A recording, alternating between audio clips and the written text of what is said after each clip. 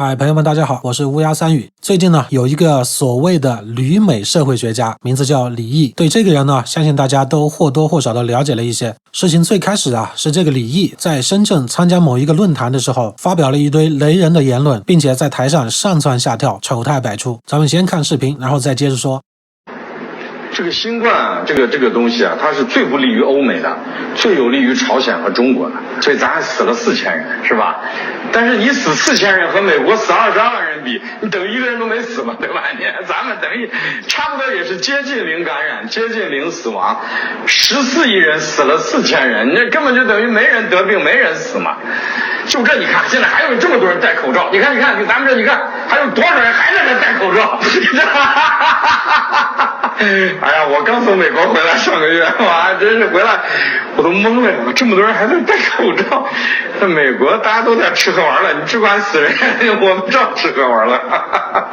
哎，这中国你看，中国经济，全球经济，中国现在一枝独秀，美国活不成了，美国活不成。我现在再讲一下，就是在座所有的人，我们不是你们14亿中国人几乎都认识不到这一点，不是中国在整，不是美国在整中国，是我们把美国逼得活不下去了。这个李毅的雷人言论啊，迅速就引发了很大的争议。随后呢，《新京报》就刊登了一篇文章，名字叫做4000人等于一个人都没死，逝者的生命只能这样被归零。这一篇文章的绝大部分是结合疫情情况来分析措施是否得当，对于李毅本人的评价是非常温和的，只用了比如说惊人之论、雷人语录诸如这样温和又客观的描述，并没有出现任何侮辱性的词汇和辱骂。如果从法律角度出发呢，这离诽谤差着10万8千里呢。随后呢，李毅就做出了回应，请看视频。放老实一点，我告诉你，《新京报》，你搞清楚这什么地盘，你看看这什么天空，看看这什么大地，这毛泽东共产党打出来的天下，不是你《新京报》的天下。你是个什么玩意儿？你还搞到我头上来了你。现在我讲第三个问题，《新京报》是个什么东西？我现在1、2天初步调查的结果，你《新京报》就是个资本的力量，你就是个资本的力量。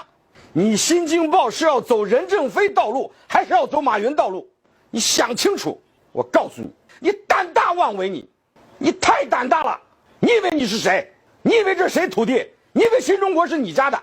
这还有党，还有政府，还有军队？你以为你是谁？放老实一点！我告诉你，《新京报》，你从我82年刚毕业，在陕西省委统战部干部处、省政协办公厅秘书处，一直到今天，今天是哪一天我又忘了。星期二啊，不是星期三，今天星期二，我没有一天为资本服务过，你少给我来这一套。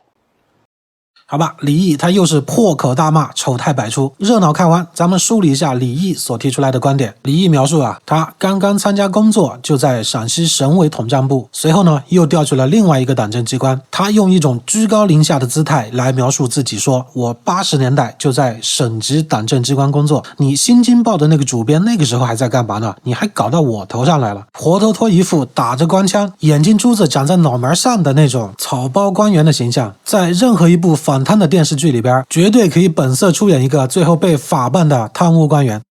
好，我们顺着李毅中国共产党要高人一等这样的逻辑继续往下来看。李毅一直在质疑《新京报》的后台到底是谁，那咱们就来一起探寻一下《新京报》的后台，给李毅一个满意的答案。我们在《新京报》的官方网站上可以看到，《新京报》是光明日报和南方日报两大报业集团联合主办的综合类大型城市日报。《新京报》呢是中国第一次2个党报的报业集团合作办报，经新闻出版总署批准，《新京报》的主管主办单位更变为中共北京市委宣传部。哎，这可就打脸了吧？你连你主子都不认了吗？但是呢，为了防止信息不全造成自己打脸，咱们呢继续调查一下这个光明日报和南方日报到底是什么背景呢？好，咱们来到光明日报的官方网站。光明日报创刊于1949年6月16号，哇，这是建国以前就创刊的了，是中共中央主办，以知识分子为主要阅读对象的思想文化大报。哎，中共中央主办啊，这可是你主子上的主子啊。好，那咱们继续调查一下这个南方日报是什么来头。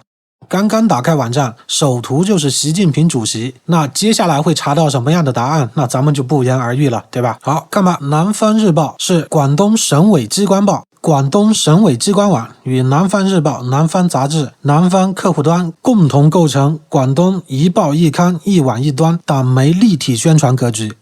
现在可就好玩了啊！李毅你这个人啊，可真是有眼无珠，有眼不识泰山，大水冲了龙王庙，什么词用在你身上都是非常合适的。现在那大家说一下，像李毅这样拿着美国绿卡的人，他是出于什么样的心理，能够站在那样的台子上去嘲笑美国人民20几万的死亡，再轻描淡写的说中国人民4000多人的死亡，他等于没有死。也就是说，他可以不去尊重这些死掉的人，但是呢，他现在想做的事情就是把这些死去人的名字、数字都完全的抹去，好像从来没有发生过一样。今天啊，乌鸦三语在这里号召大家用李毅这个视频去 FBI 举报他，让美国政府吊销这个人的绿卡，把这个人驱逐出境。因为这个人满口都是对共产党的崇拜，对集权体制的崇拜。你要说他这个人不是共产党，那谁也不会相信的，对吧？所以我们一定要去 FBI 举报这个骗子。在下一次他入境美国的时候，一定要让他对美国人民造成的伤害付出应有的代价。像这种人，他一只手乞讨着美国给他的自由、民主、法治带来的好处，可回到中国以后呢，立刻180度大变脸，消费起了美国人民的伤痛，把中国人民无辜的死亡也用来当做他的谈资，变成他挣钱谋生的工具。当看见自己被推到了风口浪尖之上，立刻就打起官腔，扯一扯自己曾经在体制内的履历，一副天下我有，尔等岂敢造反的架势，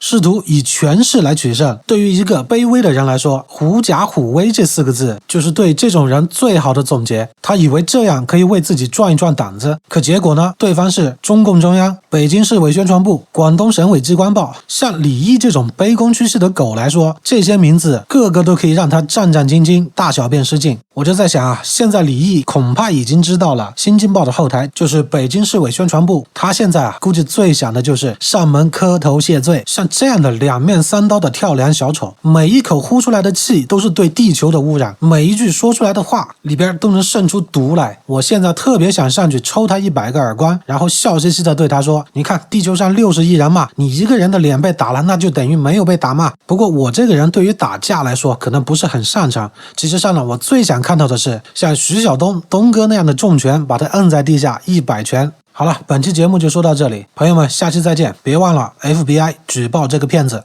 ，Peace。